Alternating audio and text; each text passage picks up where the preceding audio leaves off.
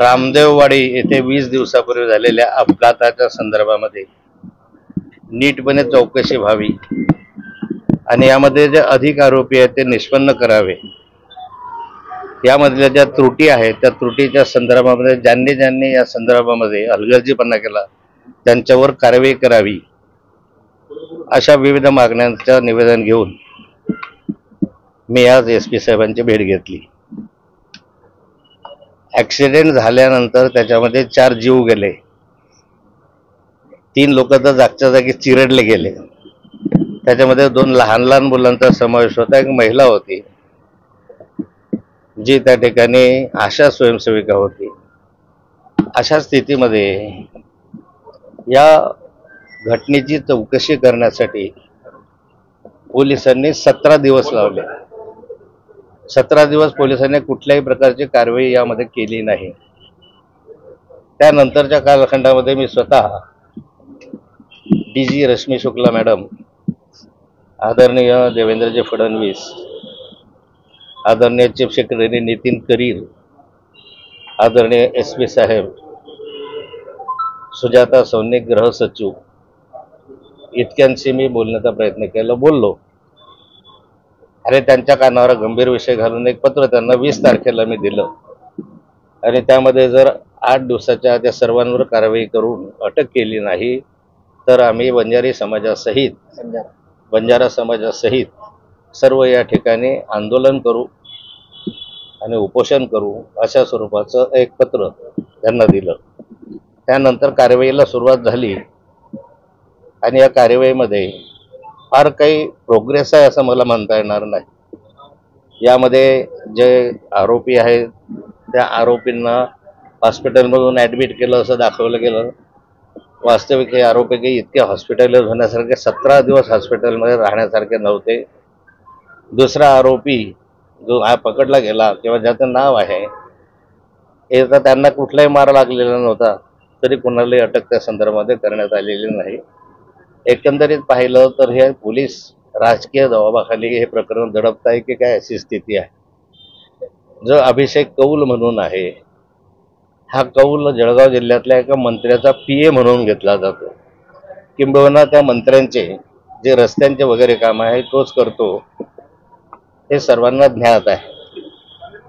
दुसरा जो व्यक्ती आहे तो एका फार मोठ्या बिल्डरचा मुलगा आहे आणि बिल्डरचा मुलगा असून त्याचेही संबंध एका मंत्र्याबरोबर दाट आहे, घनिष्ठ. आता जिल्ह्यामध्ये असले की एक माझ्याशी संबंध असतात, इतरांचे असतात.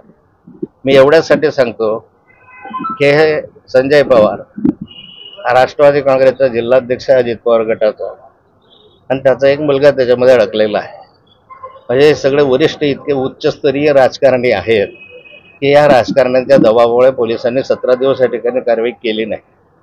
यामध्ये जे ब्लड सॅम्पल घ्यायचं आहे ते ब्लड सॅम्पल तातडीने घ्यायच्याऐवजी त्यांनी इथून पारोळ्याला गेले आणि पारोळ्याला त्या ठिकाणी ब्लड सॅम्पल घेतलं आणि या घटना देत असताना त्याचा 6 तासाचा वेळ गेला. त्यांनी अंमली पदार्थाचं सेवन केलं, हा त्यांच्यावर प्रमुख आरोप आहे. नार्कोटिक संबंधी याच्यावर गुन्हे पण दाखल झाले आहे. 6 तासानंतर जर सॅम्पल घेत असेल तर त्यातला अंमलीत पदार्थाचा जो अंमल आहे तो उतरवला जातो. त्यामुळे त्यांना सोडवण्यासाठी एक प्रकारे पोलिसांनी या ठिकाणी मदत केली. नंतरच्या याच्यामध्येही जो दुसरा आरोपी आहे त्या दुसऱ्या आरोपीला या सूचनेने सूट दिली. जी माहिती पोलिसांना मी दिली, जे समजली होती, त्यामध्ये हे अजूनही त्याच्यामध्ये 3-4-5 जण होते. त्याच्यामध्ये एका मुलीचाही समावेश होता. अशा स्वरूपाची माहिती एका जबाबदार नेत्याने दिली. मी SP साहेबांचं त्याच्याशी बोलणं करून दिलं आणि त्यामधून त्यांना मी विनंती केली की या सर्वांचे CDR तपासा. त्यावेळेस फोन कुणाकुणाचे आले, कुणाला आले, आणि SP साहेबांना ही विनंती केली की तुमच्याही कडे कुणाकुणाचे मोबाईलवर फोन आले तपासलं पाहिजे, कारण एखाद्या वेळेस तुम्हाला कुणातरी मंत्र्यांचे फोन येण्याची शक्यता नाकारता येत नाही. एकंदर हे सर्व प्रकरण जे आहे ते संशयाच्या घेरात आहे. माझी अपेक्षा अशी आहे की आरोप आक्षेप अनेक असू शकतात, त्यातलं सत्य बाहेर आलं पाहिजे. एक गोरगरीब माणसाचे मुलं या ठिकाणी चिरडले गेले आणि त्या संदर्भामध्ये पोलीस या ठिकाणी कोर्टामध्ये म्हणावी तशी बाजू लावून धरत नाहीये. त्यांना या ठिकाणी पोलीस कस्टडी मिळाली.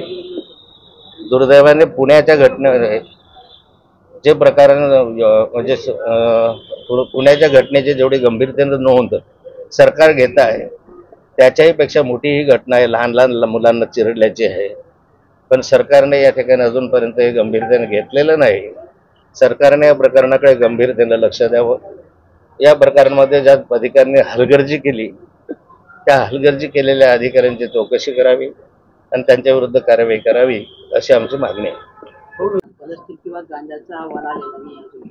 आणि भाऊ पुण्यामध्ये आणि या अहवालात चेंज केले गेले आणि हे जोड प्रश्न आहे. पोलीस म्हणतात की अजूनपर्यंत अहवाल येत आहेत, जात आहेत. ते उद्या येतील. एकंदरीत तुमचे हे सगळे प्रकरण पाहिल्यानंतर यामध्ये पोलिसांची अजूनही हलगर्जी दिसते. जाणीवपूर्वक अपराधींना आरोपींना मदत करण्याची भूमिका या दिशेने पोलीस कुठल्या तरी राजकीय प्रभावाखाली राजकीय जबाबाखाली आहेत असं दिसत आहे.